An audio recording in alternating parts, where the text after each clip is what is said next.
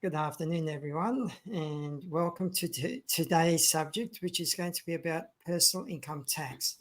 To pay it or not to pay it is going to be the question we're going to try and answer today. We have with us the chartered accountant Brendan, who's going to take the affirmative. Tax is very important and should be paid, and we'll see whether Adrian's going to agree or disagree and sit on the fence. And I'm probably going to take the negative view because I'm not 100% sure that personal income tax should be paid. So if we actually have a look at the introduction of personal income tax, it came into Australia in 1915 and was primarily driven by the need to finance the country's participation in World War I. Now, the government needed additional revenue to cover the costs of the war effort, including military expenditures and related expenses.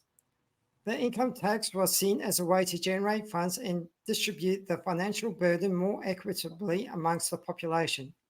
While initially introduced as a temporary measure, income tax has become a permanent part of Australia's taxation system.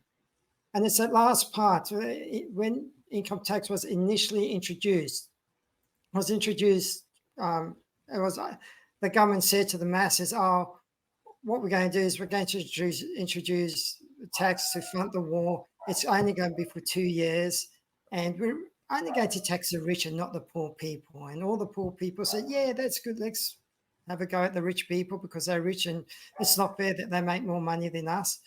But over the years, what's ended up happening is that the rich are rich because they understand finances better than the poor people. And what we're finding out is that the majority of people are paying the taxes, and the rich people rarely aren't anymore. If you take, for example, Kerry Packer, who paid, I don't know, 2% income tax or something like that. And his response was, if you pay more personal income tax than you have to, you're a bloody idiot. So, Brendan, as the chartered accountant, what do you say about that?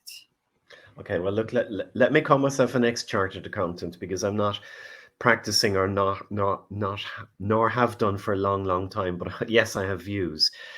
What you said is absolutely accurate and is the reason that personal tax is important. You're right about Australia, clearly, but the first modern income tax was introduced in Britain to uh, finance the wars against the French in the late 18th century, and again for temporary purposes. Again, it was meant to be for the rich, those who could afford it, but you got to bear in mind the structure of society at the time, whether it's Australia in 1915 or Britain in the late 18th century. It wasn't so much the top 1% and the other 99%, as we call it today. It was the top 0.01%, and the other 98 or 99.9% were way down. There was a huge gap. So they really didn't have anything to pay. Over the years, clearly, systems and governments have broadened the tax space for two reasons. One is because it's easy. If you've got a population in Australia of approximately 20 million adults, and if you've got systems, processes, and collectors that mean that it's easier to collect $1,000 from 20 million people rather than $20 billion from 10,000 people, you're going to take the easy way out all the time. And at the same time, whether it's Packer or anybody else, they've got the ability to look at and avoid, legitimate word, legal word, avoid taxes. So we understand where we are and why we're here. My point about paying taxes, it's essential. In the same way that if I go down to the local Woolworths, Coles, or supermarket, and if I want to buy bread, butter, milk, and coffee, I'm going to pay for that. If I'm going to put my car on the road, someone has to pay for that road. It's not fair that billionaires pay for everything, but it is fair that they should actually pay more than they're paying at the moment. So the whole point about taxation is that we have it in our mind that it's some unfair, arbitrary extraction of money from people for no valid reason. But what we've got out of paying taxes, and I can't quite avoid the corporate taxes in this, but I'll try and stick to personal. What we've got from taxes is a modern, structured, advanced, infrastructure based economy. You can't build a snowy river scheme. You can't actually put wind power or railroads or roads or airports or anything in place without funding. And the funding doesn't come from the money tree, it comes from the population of the country. So I kind of rephrase this debate about should people pay tax or not is to how much tax should people pay? And the whole point about any really good taxation system, and don't tell me there's any really effective ones in the world, but the point about a good taxation system is it should be progressive and it should be reasonable and it should be subject to changing circumstances. And those are the aspects we're not addressing. So let me just pause at that, okay? Great, thank you for that. I've got a lot of rebuttals on that one. But Adrian, before I get some of those rebuttals, look, I'm rubbing my hands. What do you have to say about that, Adrian? Well, because we have a little bit of time left, I will keep it very short. I'd say the problem in our modern society across all things tax it just comes down to equitableness. Yeah, yeah, And tax is I don't you don't it's the better of two evils. If we didn't have a government, there would be no tax. What we would have is warlords collecting protection money. yeah, Now, how the government collects the tax, despite what people complain about, is less painful than having six guys knock on your door and threaten your wife and children to pay the local protection. And that's all it is. It's an extension. But taxes really shouldn't be too hard on it because we have a whole basket of antiquated systems in our lives and universe that are out of date every day with where the world's going. yeah, People are using social currency far more than cryptocurrency.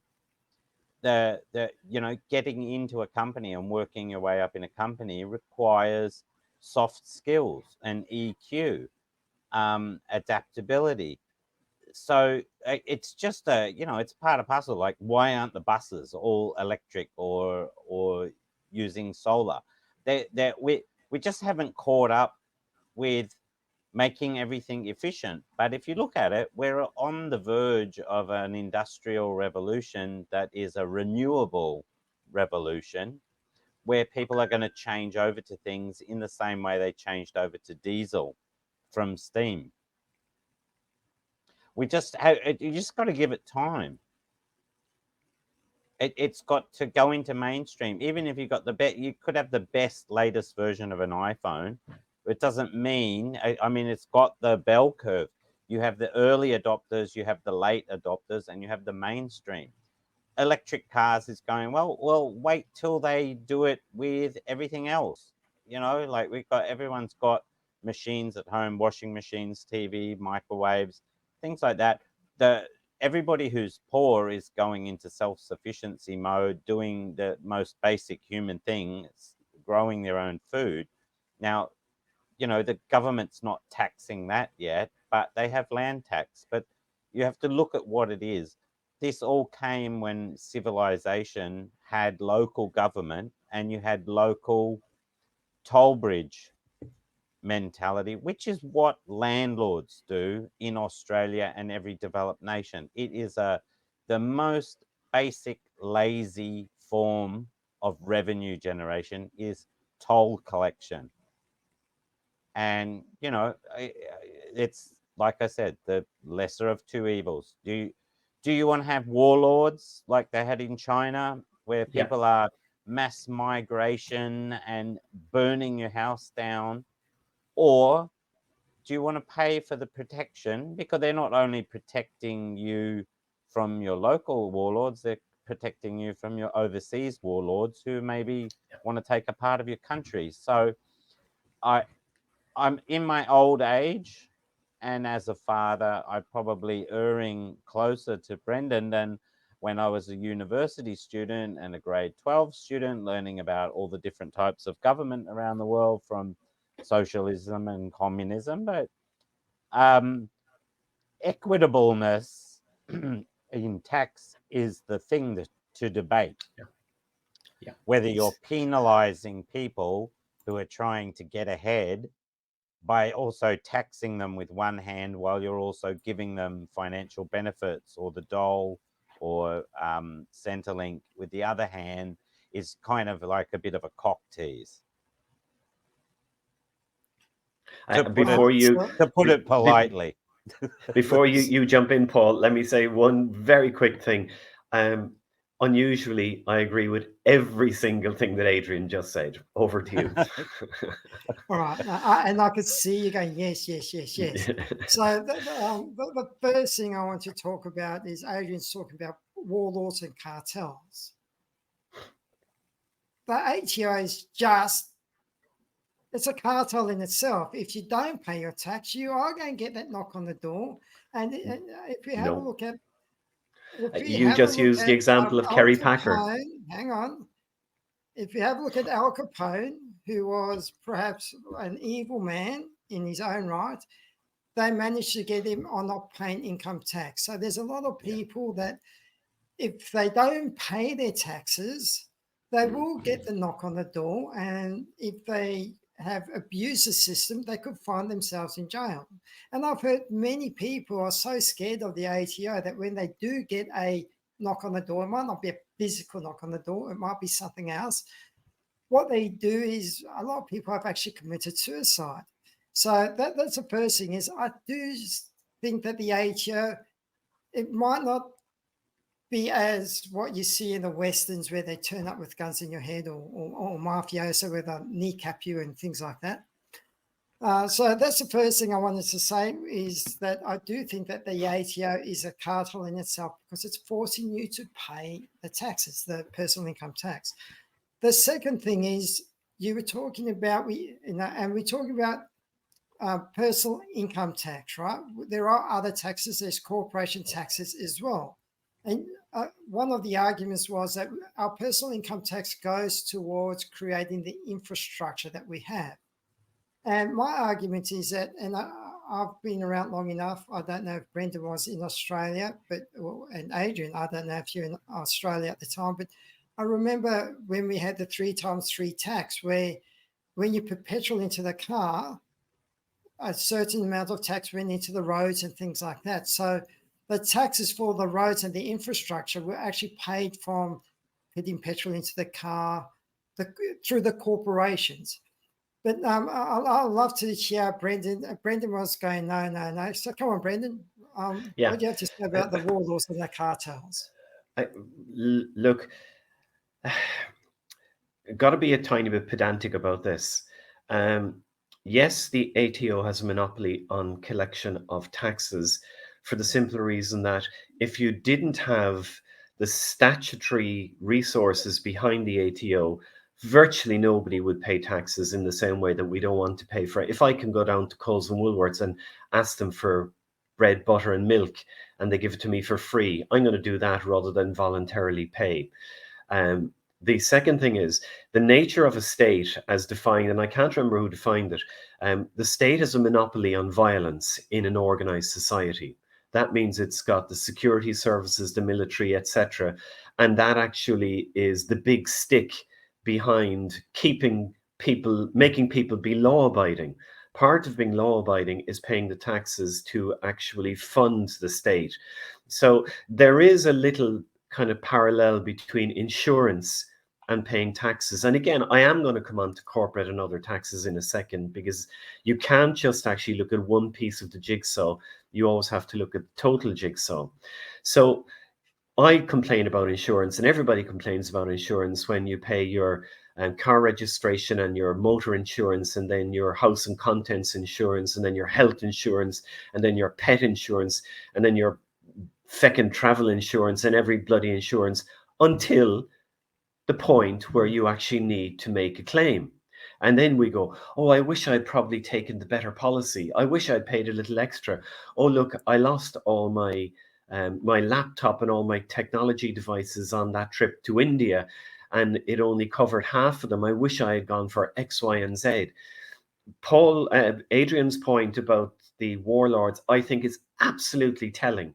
Because we live in a stable society in Australia and in most of the developed world, we actually are complacent.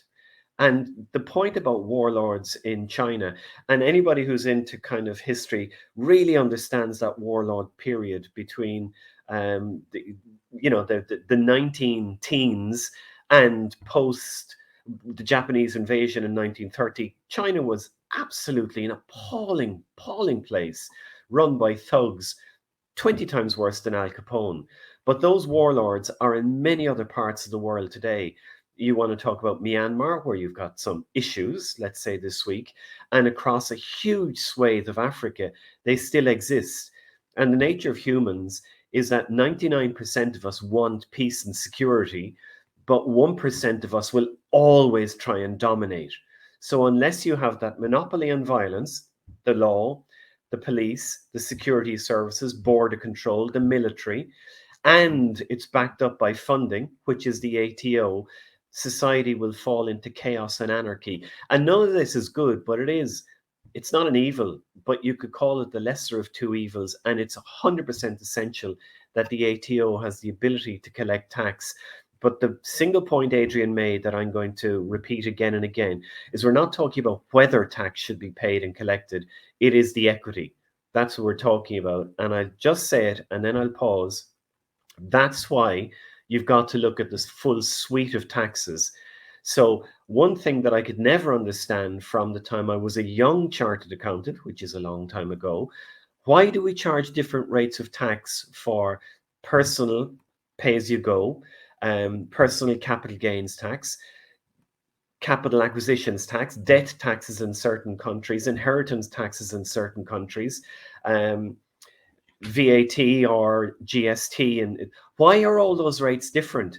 Because what it allows is tax arbitrage. So that means if I've got the ability to do it, I focus my efforts in one place and pay the least amount of tax. And Joe and Jean Smith, who are actually the ones who can least afford it, end up paying 50% of tax on the lowest income.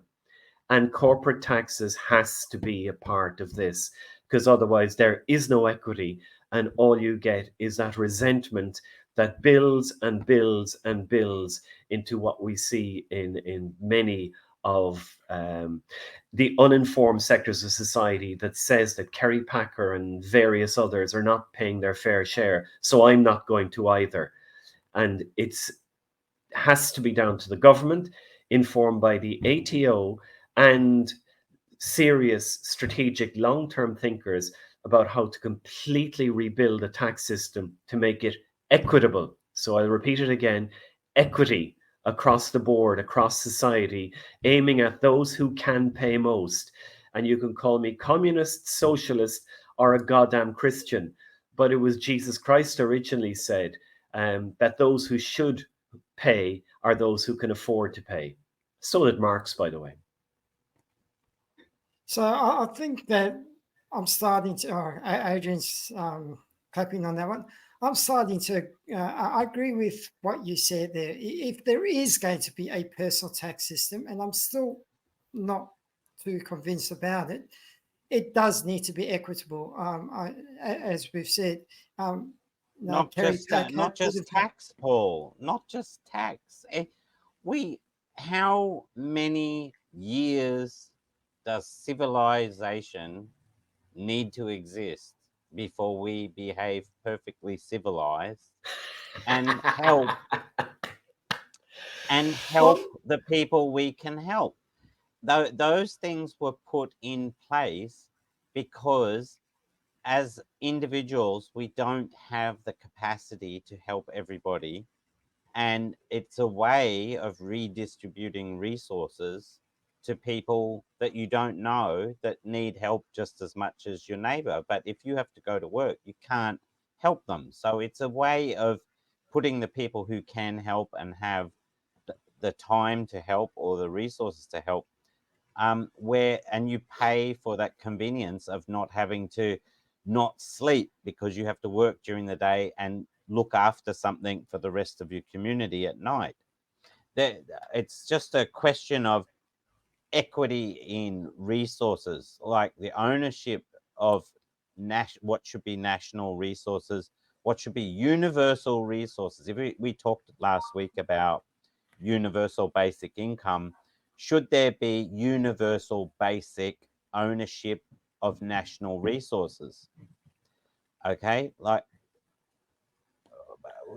but actually we all agree with each other. So actually this could end up like the Bay of Pigs Well, when we discussed this, when we well, did Think I'm and now Grow Rich. starting to Bay of disagree Pigs. with. I'm starting to disagree with you because you've turned around and you said that, you know, we've put the system in place, and the biggest problem is that if we in Australia where we live, it's a good system for us Australians, but on the world scale, how many people are starving? How many people are desperate? How many people don't have a roof over their heads?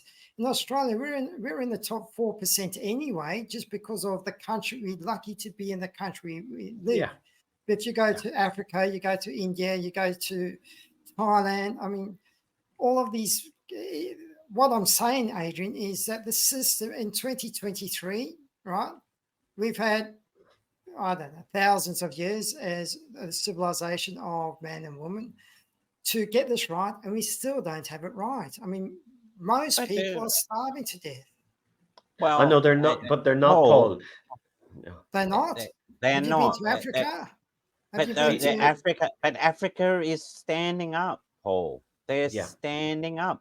They have. Are they really standing up? Have a look at Yes, they have Zimbabwe. Have a look at.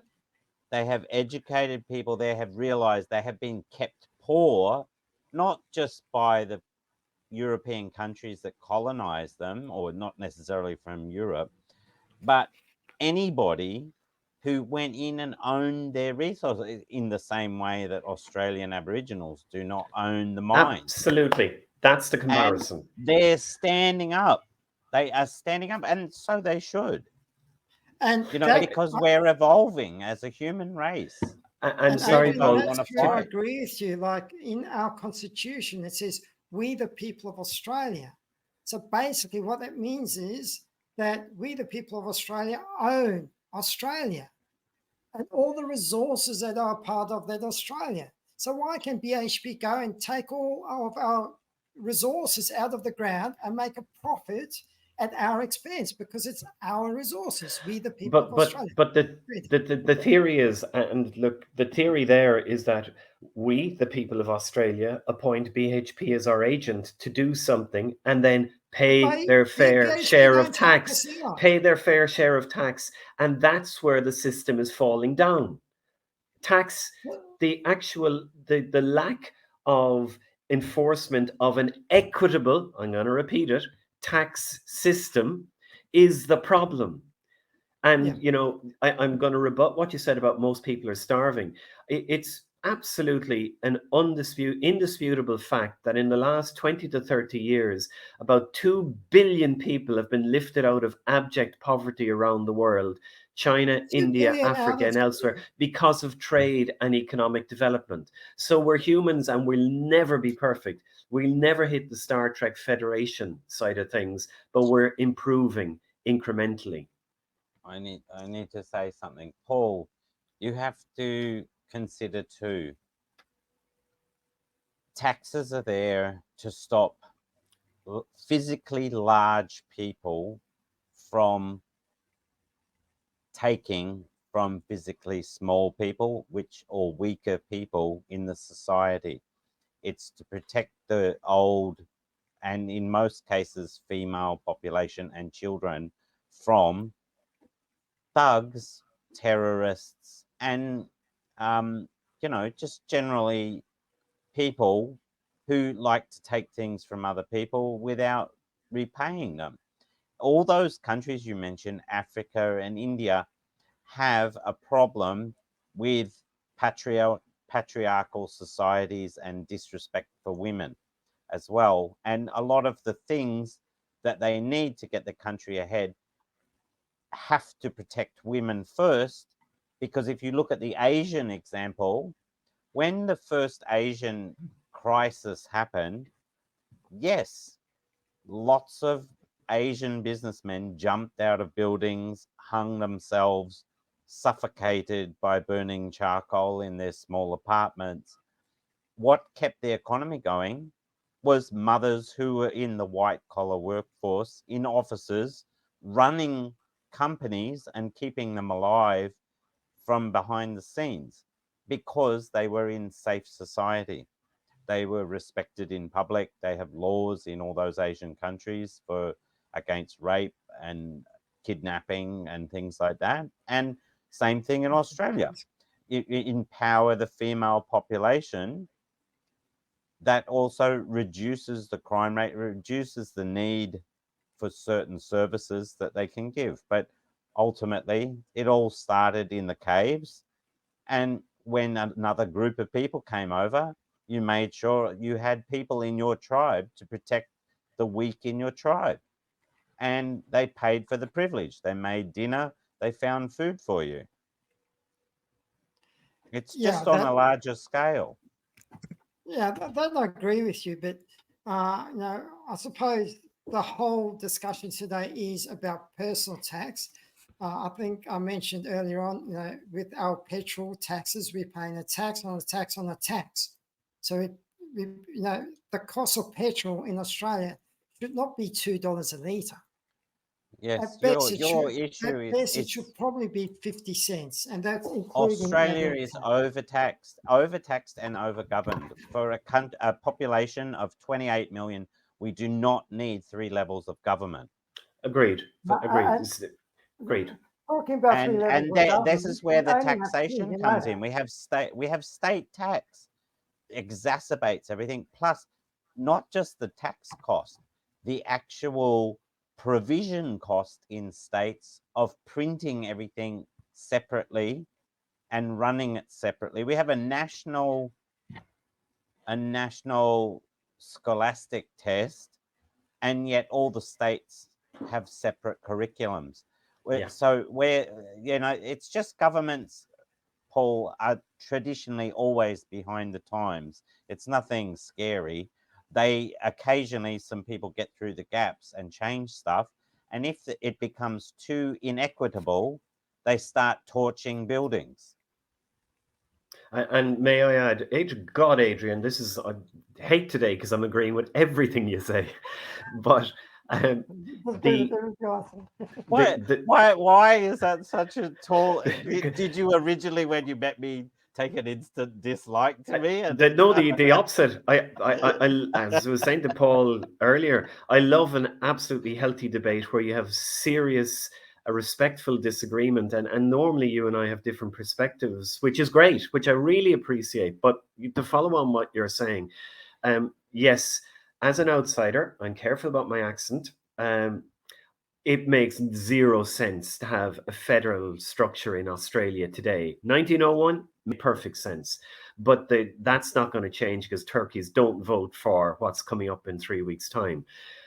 Now, the main reason that societies, structures, organizations fundamentally change is following a crisis. War, famine, disease, cyclone, natural disaster, etc. And please, God and the universe, we're not forced to do that. We can do it incrementally. The change does happen incrementally, and human beings are really slow to do it. So today, for most thinking human beings, and I say most because it's still not all, the fact that women are of equal ability to men in every sense of the word, including physical. There are vastly stronger women than me and many others, but women are equal to men in a human sense. But 100 years ago, women had to fight and claw their way for a simple thing as a vote. So that hasn't taken 100 years to happen, but they're still struggling in several countries, and it's going backwards in many countries. What we've got to hope for is that we don't have that disaster that creates complete rebuilding from the ground up. And then you need the push, and to use the words, progressive push for an because if you had an equitable tax system, you can afford to do things right. The first thing that I would do is I'd scrap the federal structure in Australia. And the second thing that I would do is I would multiply the salaries for federal politicians by 10 or 20 or 30 so that you are closer to a Singapore situation and you actually get the best people who think for the long term and for the benefit of society in 10 or 20 or 100 years' time, as opposed to this stupid system where you get elected into government and you're thinking of how do I stay here in 3 years' time? Now that gets off the whole tax point, but it doesn't because they're all related. We're working with a system that was designed 100 years ago, and human beings and technology and our knowledge and our processes and our technology has moved on enormously. But if we got the tax system right, equitable, we could address many of the rest of the issues that are there. Bear Okay, in well, mind, that was well Australia said. has a really bad reputation of being the hardest country for a business to make a profit. With the greatest of respect, and I'll say this as an outsider, being positive about Australia, that's not an Australian society or structural thing to me. That's the size of the economy. It's also the distances involved. So you've got a number of small population centres, and then it's connected by air and by internet, Rail. by the web, but it's not connected by rail. I can't actually take a reasonably priced rail trip to Kalgoorlie, not to mind, say, to Adelaide, Melbourne, Sydney, or Brisbane. And I don't have a problem flying. That's not our issue in Australia. It's actually the fact that we are a continent with a few, very tiny few population centres, and that creates its own tyranny of distance issues. Yes, we are like Micronesia on land, or the Correct. That's a Philippines good. or Indonesia on land, That's a good. with a mature where we have high level white collar corruption rather than low end coming from subsistence economy corruption in a third world country. And look, I was just looking at the impact of corruption on economies, strangely, over the last week or so. And corruption is bad, immoral, and unethical and illegal in every sense of the word, but it is a human factor. And if you look at corruption and the part it played in the development of the most advanced economy of the world, the US, from post Civil War until roughly the time of post Great Depression, corruption was almost the central plank of the economy in terms of the gilded society and the robber barons and all of the rest of it. And corruption, while bad, allowed massive innovation, massive rewards to a tiny few. What it didn't do is it didn't actually stream any of the rewards to the average person. So it made the rich richer and made the poor poorer, and it had to be addressed. And FDR did that in the Teddy Roosevelt started it, and then his nephew FDR actually improved it vastly with the New Deal, etc. But again, that goes to my point about you need the right long-term leaders, those who actually have the benefit of society. And I'm not really going to talk about Australian politicians because, it's not my place to do it, but it's very hard to see long-term strategic thinking leadership in a society like Australia, which is not unique. And that's what I got to stress. Given my Irish accent, I will sort of say, God, it is an absolute travesty what's happened in our neighbour Britain over the last 10 or 12 years due to the lack of leadership that they have actually demonstrated.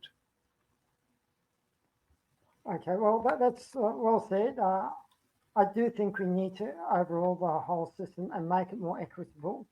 There is just one quick question I want to be answered, right? And this goes to the fact that the Australian Taxation Office actually submits its what's called the W8EXP form to the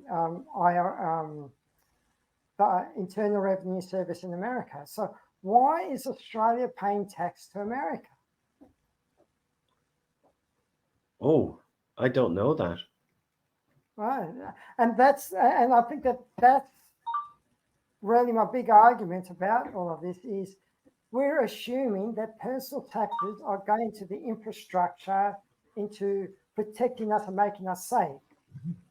My Where did you see that? Huh? Where did you see that? Yeah, I've done a course on it, right? So that's basically it's from a website. Know your rights, okay? So know your rights. I've done the seminar, okay? And what they do, the two people that did this course have actually, their history is every time they get a fine or anything, they fight it in the courts. And they use the Constitution in order to protect themselves and make sure that they have their rights, they take care of their rights.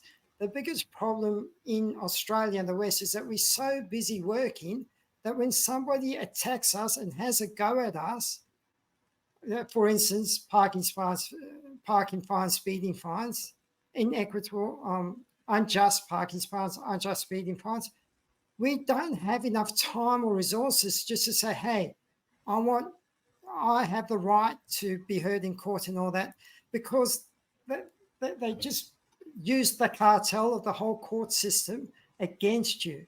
And that's the biggest problem I think we're having. And one of my researches is that the personal income tax goes to the IRS in America, which is basically the Federal Reserve in America. And they're actually not a part of government in America. They're a separate banking cartel. You're right about the Fed, but not the IRS. That is a government agency.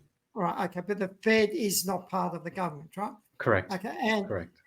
And in the Constitution, and we're running low on time. I knew this could get a bit touchy. In the Constitution, in our Australian Constitution, our government has a right to print money. So why do we have to go to the Reserve Bank in Australia, which is part of the Federal Reserve, and get approval from an independent company to print money so that the people have more money to build the infrastructure and things like that? And my argument about all of this is that when the Australian government is printing money from an independent body and paying tax to that, that's where our income tax is going to. It's paying off the interest on the borrowings, where we really should take control of that, and the government should be printing its own money. Correct. I think you're onto an enormously big, the structure of the economy and money supply, because the money supply doesn't just come from the government issuing new money, or the Federal Reserve in the US or the Reserve Bank here. This is really complex stuff. Yes, it's almost like, but in the same book you've got there, Paul, that it's naive to think that your deposits in the bank are financing the credit they give to mortgage holders. No, it's not. Also, the tax people pay here. I mean, you have to look at what percentage is being paid to overseas, supposedly.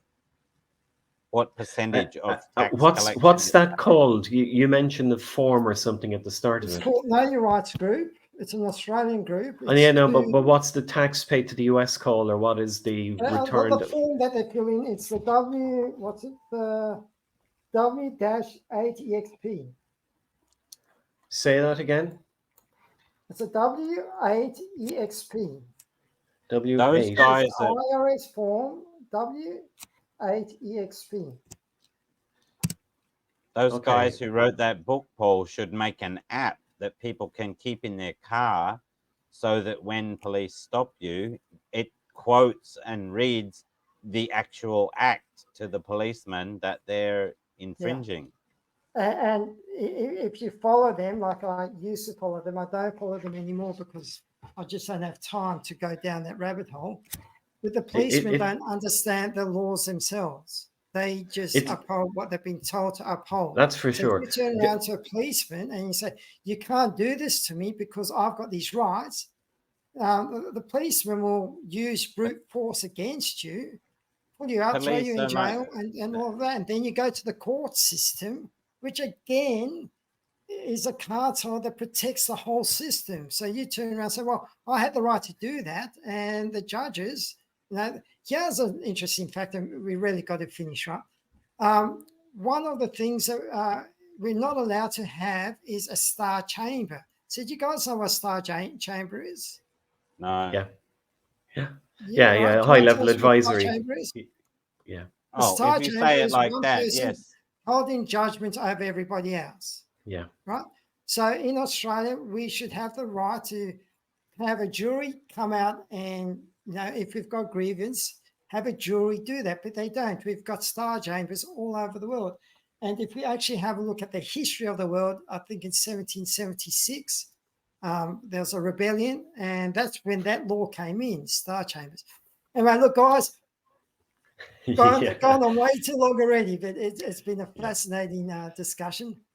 Any last words? Oh, I have to. I put it in the chat, guys. Copy and paste that. It's your homework. Okay, will do. And look, I have to say it. Okay. Taxation is not the problem. Pick up chicks. Taxation is not the problem. Equitable taxation is the problem. All right. Okay. Look, I think the whole system needs to be overhauled and as you said, done properly. And also, as people in Australia, where we're very fortunate, there are people around the world that are not as fortunate as us, and there should be no reason why there should be people starving in Africa and India and Thailand. But Paul, that's not the number of people starving is not as high as people make out, and it's not because they inflate one person starving is too much. Sure, but